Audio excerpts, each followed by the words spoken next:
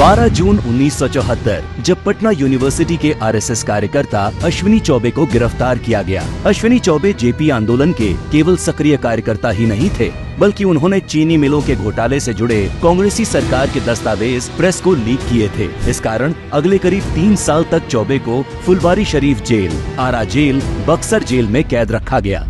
इन जेलों में अश्विनी चौबे को इतना बुरी तरह पीटा गया कि वो करीब 11 महीने तक पटना मेडिकल कॉलेज में भर्ती रहे। उनकी दोनों किडनी में खराबी आ गई। गर्म तवे पर लेटाकर की गई पिटाई के निशान से सारा शरीर गंभीर रूप से जल गया। लेकिन ये अकेली अश्विनी चौबे की कहानी नहीं थी। ये आपातकाल में कांग्रेसी अत्याचारों की अनगिनत कहानियों में से मात्र एक कहानी थी।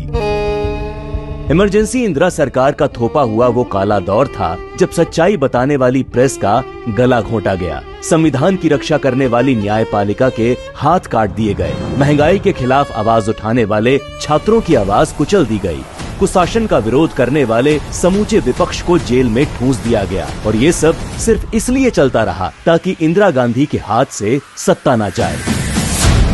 इमरजेंसी के दौर में भारत की जेलों में होने वाली यातनाएं अंग्रेजी राज के काला पानी की याद दिला रही थी। इंदिरा गांधी का सबसे ज्यादा गुस्सा छात्रों पर फूटा, क्योंकि छात्रों के नवनिर्माण आंदोलन की वजह से ही गुजरात के कांग्रेसी सीएम चिमन भाई को इस्तीफा देना पड़ा था। वहीं बिहार छात्र संघर्ष समिति भी इंदिरा गांधी के लिए सरदर्द बनी हुई थी। इसीलिए आपातकाल के दौरान इंदिरा सरकार ने सबसे भीषण दमन छात्रों का ही किया। छात्र संगठनों को प्रतिबंधित करके छात्र नेताओं को जेल में ठूंस दिया गया, जहाँ उन्हें पुलिस या ज्यादतियों का शिकार होना पड़ा। तब के दिल्ली छात्र संघ अध्यक्ष और एबीवीपी के नेता 22 साल के अरुण जेटली जी को भी 19 महीनों तक तिहाड़ जेल में रखा गया, जहां उन्हें खाने के लिए मक्खियां तैरती पानीदार दाल और अधपकी रोटियां दी जाती थी। दिल्ली के जसवीर सिंह को उल्टा करके इस तरह पीटा गया कि चोट के प्रमाण न रहे। रेलवे ट्रेड यूनियन नेता जॉर्ज फर्नांडिस के भाई लॉरेंस फर्नांडिस को इतना पीटा गया कि वो सालों तक सीधा खड़ा नहीं हो पाए। इस दौरान किश्तया गौड़ और भूमया तक को फांसी दे दी गई। मीसा और डीआईआर कानून बनाकर लाखों लोगों को जेल में डाला गया, जहां बर्फ की सिल्लियों पर लेटाकर सत्याग्रहियों को पीटा जाता था। उनकी उंगलियों पर कुर्सी रखकर उस पर बैठा जाता था। बेहोश होने तक चाबुक से घंटों पीटा जाता। कई दिनों तक भूखा प्यासा तड़पाया जाता और इस दमन के खिलाफ कहीं आवाज नहीं उठाई जा सकती थी। सिर्फ आम जनता ही नहीं, विपक्ष के बड़े नेताओं को भी इस सरकारी दमन का शिकार होना पड़ा। 25 जून 1975 को जयप्रकाश नारायण ने दिल्ली के रामलीला मैदान में करीब 1 लाख लोगों की जनसभा को संबोधित किया, जहां उन्होंने कांग्रेसी सरकार को चुनौती देते हुए सिंहासन खाली करो कि जनता आती है नारा लगाया। इस सभा से इंदिरा गांधी इतनी घबरा गईं कि तुरंत जेपी समेत सभी प्रमुख विपक्षी नेताओं को गिरफ्तार करने का आदेश देते हुए उसी रात देश पर आपातकाल थोप दिया गया।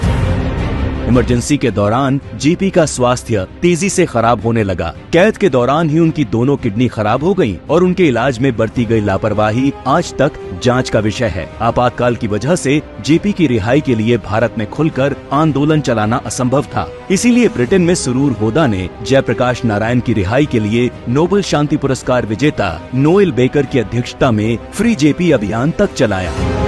जेपी की तरह ही वाजपेयी जी को भी आपातकाल के दौरान खराब स्वास्थ्य की वजह से कई महीनों तक एम्स में भर्ती रहना पड़ा। आगे भी लंबे समय तक वाजपेयी जी को आपातकाल के दौरान उपजी स्वास्थ्य समस्याओं से जूझना पड़ा। इसके अलावा मोरारजी देसाई, चौधरी चरण सिंह, लाल कृष्ण आडवाणी, विजय राजे सिंधिया, मुलायम सिंह यादव, महारानी गायत्री देवी, राज नारायण, जेबी कृपलानी, जॉर्ज फर्नांडिस जैसे नेताओं को आपातकाल के दौरान जेल में बंद रखा गया। इस कांग्रेसी दमन की सच्चाई दुनिया के सामने न आए, इसके लिए भारतीय प्रेस का गला घोंट दिया गया और यहाँ तक कि विदेशी पत्रकारों तक को देश निकाला दिया गया। बिना सरकारी निगरानी के अखबार एक भी लाइन नहीं लिख सकते थे। अखबारों के असली संपादक पुलिस अधिकारी बने बैठे थे।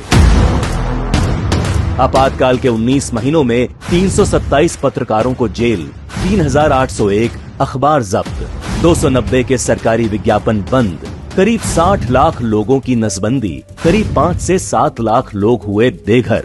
आज चाहे कांग्रेस अपने इस कलंकित तानाशाही इतिहास को छुपाकर कितना भी लोकतांत्रिक फ्री स्पीच की बात करे, लेकिन भारत की 140 करोड़ की जनता इस कांग्रेसी दमन को न भूलेगी न माफ करेगी।